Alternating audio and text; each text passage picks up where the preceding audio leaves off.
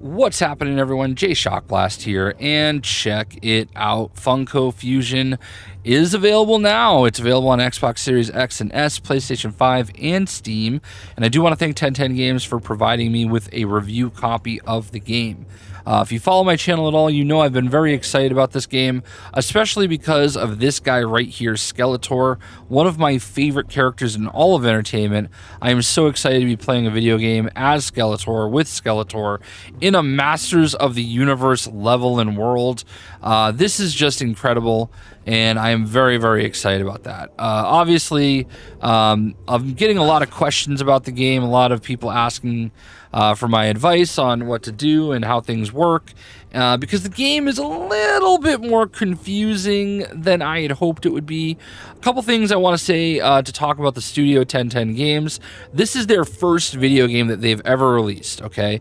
I know some people might have seen names that work here that came over from TT Games and are very famous for making many of your favorite Lego video games. And it's fair to say that was probably my expectation and a lot of yours when it came to what to kind of hope for gameplay-wise from Funko Fusion. I think we kind of all thought it would be a Funko version of the Lego video games we all know and love. And in a lot of ways it is.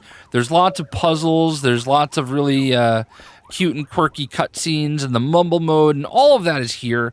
But it is a little bit more intense. And I think the first thing you should know is this is basically a Soulsborne game. Okay, there's lots of enemies. I don't know why they made this choice. It's not the choice that I would have made. And I've given my feedback, and I hope it's something that they can make some adjustments to, because I do feel like there's way too much going on sometimes, and you can't really just sit back and enjoy the ride because you're constantly fighting for your life, and it can be a bit of a challenge. So here we are in the Funko factory. I want to give you a couple pieces of advice, things that I've learned that might help you along the way.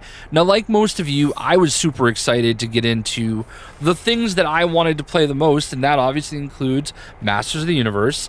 I wanted the first video I put out to be how to get to the Invincible world, and that was a mistake. What I should have done is just played the game, okay? You can unlock the worlds in your own order, at your own pace, however you want to do it, but there are a couple things that you can actually do to make your life a little bit easier. First, you're going to start off in the game in this little area here, and you're going to have to like introduce yourself to Eddie, and Freddy over here is going to get wrecked, and Foxo over here is going to get wrecked, and you're going to have to rebuild them as we go through the game. All right. But there are 7 different main worlds that you can unlock and a bunch of other bonus levels. While you can choose them in your own order, I will say it was kind of recommended to me that you know, there's no optimal way to do it, but there is a sort of recommended way that you can go to make sure you can do some of the cameo stuff a little bit earlier. It was recommended to me that you start off with Hot Fuzz, then go to the Thing, then Jurassic World, then Battlestar Galactica, then Umbrella Academy, then Masters of the Universe, then Scott Pilgrim vs. the World. And I followed that for the Hot Fuzz and the Thing. And what that allowed me to do is it allowed me to unlock my first 10 crowns, okay? If you look in the top right corner of my screen right now, you'll see I have 25 of, I don't know if that's gold or bronze crowns, and then 46 silver crowns, okay? The silver crowns you unlock in different chests in the worlds, and then the bronze crowns you get for completing each level. Now, here's the thing, okay? You see this fabricator right here, the molder, I believe. It has all the different things that you're going to need to complete some of the side quests and cameo levels. All you need is 20 of the crowns you receive for beating a world to be able to unlock all 7 worlds. So once you unlock your first world, you can actually go to another world after beating the first level. At a certain point, it kind of catches up to you. I think it goes like 1, then 2, then 4, then 8, then 12, and then 20, something like that. I don't know the exact order, but you can actually, once you get to 20, have all 7 worlds unlocked, and just complete the first level of each world will give you all the gadgets you need. The bounce pad you're going to unlock in the first world, okay? Right when you start the game, you get the bounce pad, and that helps you free up Foxo. In Hot Fuzz, you're going to get the CSI Blacklight. This is going to let you do the crime scenes. You'll get the gas canister in The Thing. All right, and that's going to help you where you need fire damage. Okay, you'll see these red walls or red objects that are glowing. You need fire to destroy those. And if you have a gas canister, you can do that. Otherwise, I believe Childs from The Thing is the only character that has a flamethrower. So these gas canisters are going to be your friend. The gramophone is unlocked during Umbrella Academy. Few usages, but not super important. The sentry turret I found to be very helpful because I wanted to get invincible and I needed this. This is unlocked in Battlestar Galactica. The portal obviously is from Masters of the Universe. And then you get the amp in Scott Pilgrim vs. the World. And then the battery is from Jurassic World. So you definitely want to get all of those items unlocked as quickly as you can. And that will allow you to start kind of progressing and doing other things. But keep in mind that you're still going to need specific characters with specific abilities to also help. So I love Skeletor, but you know, some of these other characters have different opportunities. Now the black and gold boxes are the ones that will let you choose whoever you want. If you look at this bottom row, it's the favorites, okay? You can go into each character and press triangle, and I guess that would be, I don't know what button is on Xbox. Oh, triangle on Xbox. Or Y. Y on Xbox, sorry. And you can favorite them. I don't know what it is on PC. All right. And you can actually favorite them. So my favorite row has a couple characters that are actually favorites, but it also has Scott Pilgrim because as you look next to his name, he has an amplifier sound. He's one of only 2 characters that can use the amplifiers. Then you have Childs, who has the fire icon. He is the only character that I'm aware of right now that can do fire. You've got number 5, which has the speed icon. The only character I'm aware of that can do that.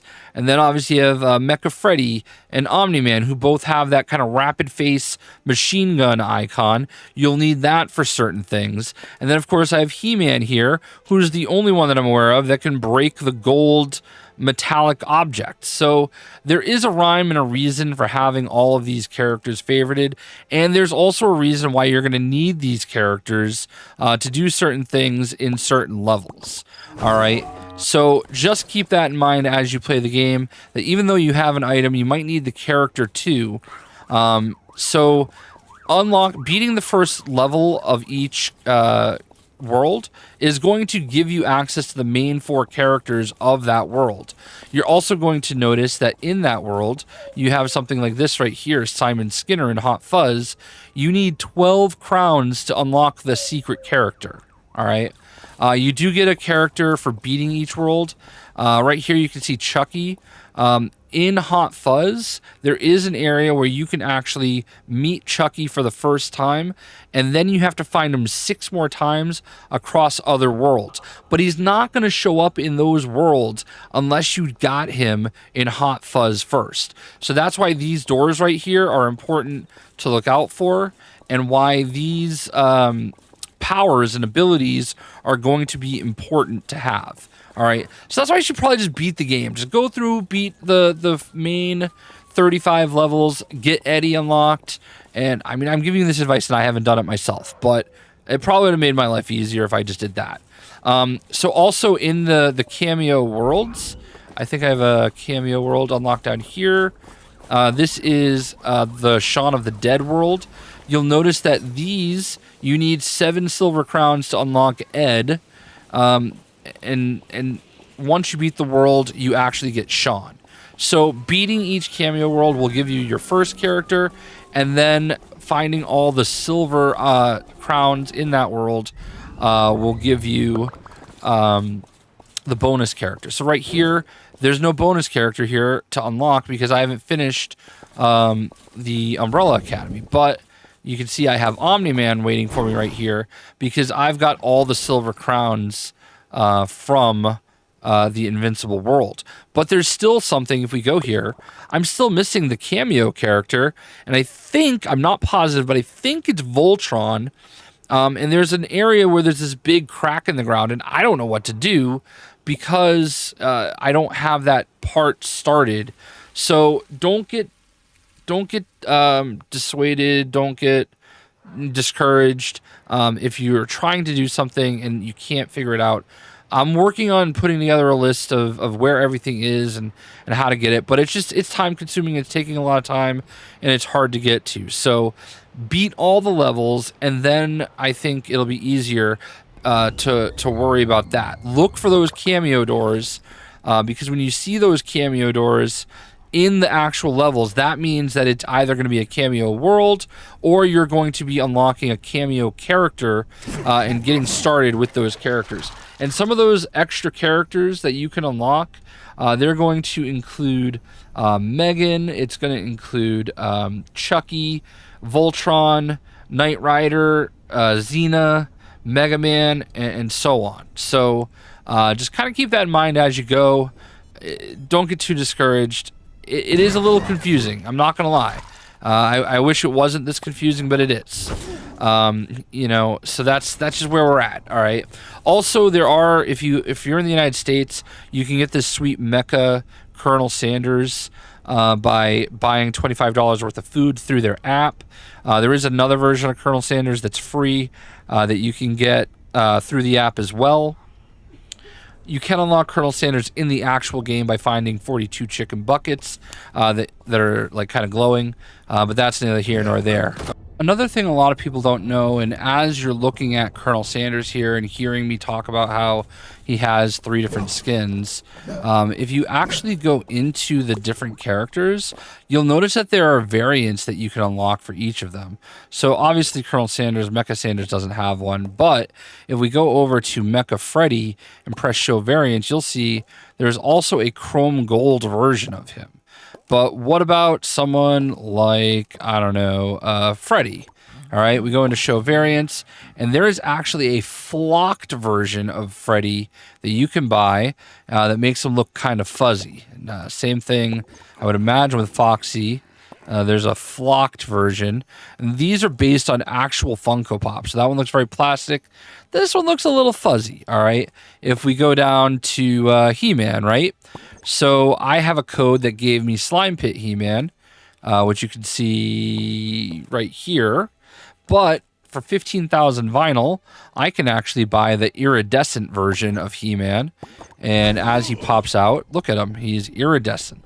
Now, this is also based on Funko Pops. Because this is a game based on, you know, the popular toys, Funko Pops, they have all these different variations of the characters. And some of them have these iridescents. There's the black and white options. I know, let's go to Megan, okay? Actually, no, right here, Child's, okay? Child's has a version that is all red. So that's another cool little feature that you might not be aware is there. Now, one final thing I want to give you, I actually recorded separately from this video, so it's going to obviously be a change of tone, but there is a way to get collectibles if you left them behind. Alright, helpful hint in Funko Fusion that the game doesn't tell you, okay? So here we are in the mummy world, and you'll notice that there is a red chest right here. Alright, so we're going to open it, and when you open the red chest, it's going to shoot out, obviously, the little red icon. And what happens if you leave the game? All right, and you forgot to bring that all the way here. In this case, it's not that far, but sometimes you got to go a decent distance away after finding one of those pieces. Well, did you know it is actually still possible to get it? If we go on to the mummy level, you'll see I don't have one of those red X's. But if we actually go all the way back to the top, you're going to notice something. And I want to give a shout out to my buddy Pack Attack.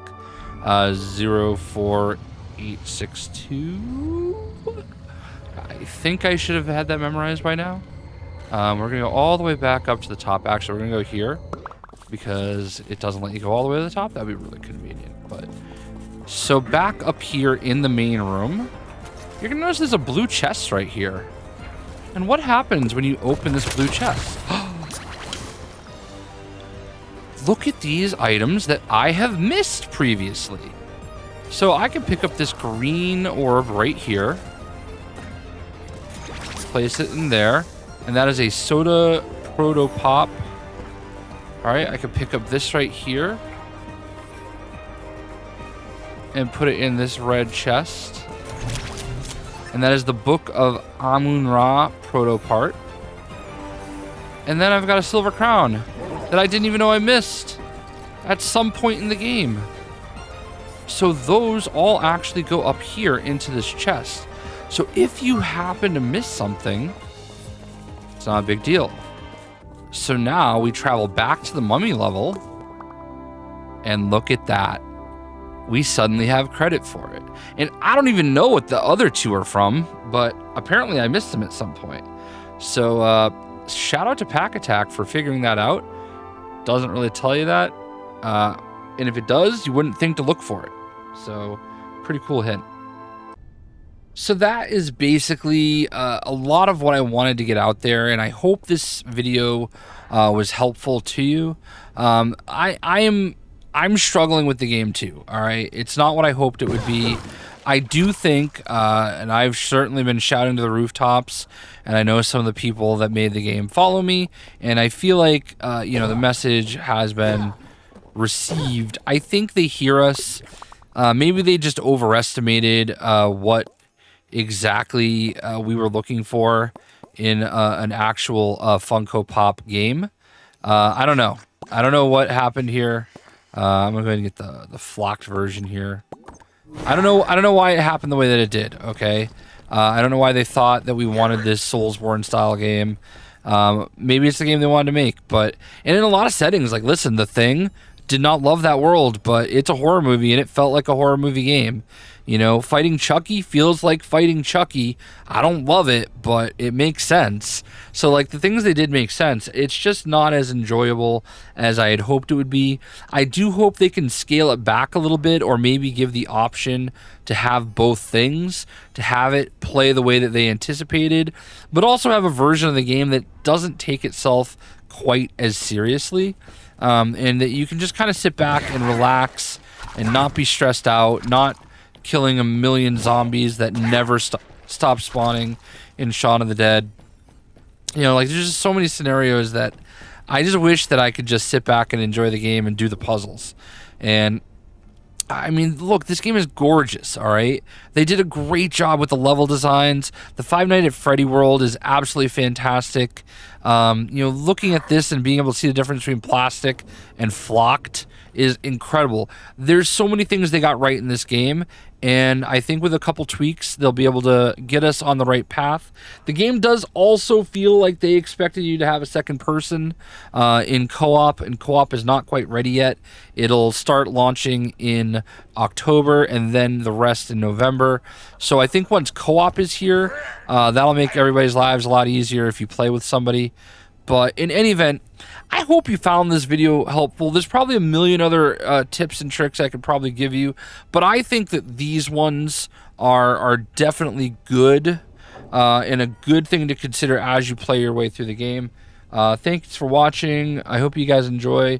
Be patient. This is a great game. There's a great game here. We just got to get through these kinks, and I think we'll be good. We'll see ya.